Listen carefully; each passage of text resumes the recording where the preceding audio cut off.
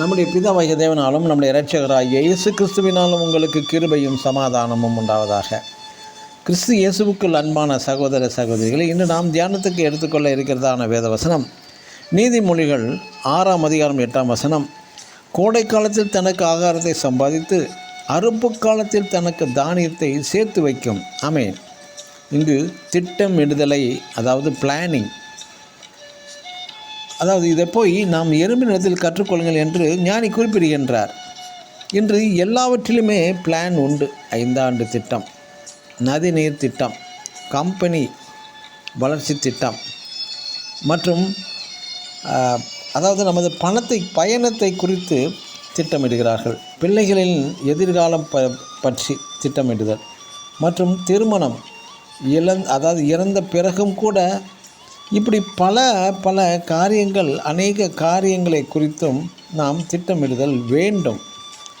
அதில் சில short term திட்டம், லாங் டேர்ம் திட்டம், பிளான். திருமணம் என்பது ஆயிரங்காலத்து பயிர். இந்த உலகில் வாழ்வதற்கு அநேக காரியங்களை நாம் திட்டமிடுகிறோம்.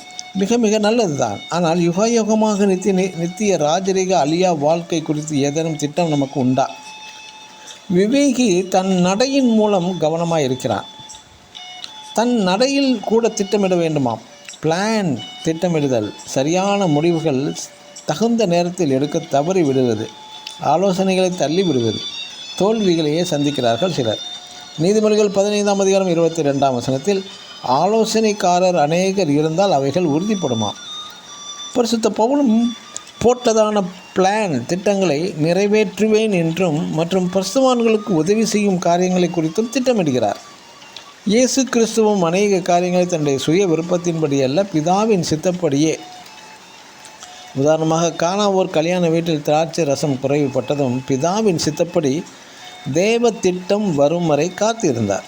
இயேசு கிறிஸ்துவின் வருகை, 2ஆம் வருகை குறித்தும் திட்டம் பண்ணினேன், அதை செய்து முடிப்பேன் என்று தீர்க்கதரிசி ஏசாயா 46ஆம் அதிகாரம் 10-11 வசனங்கள் வாசிக்கலாம்.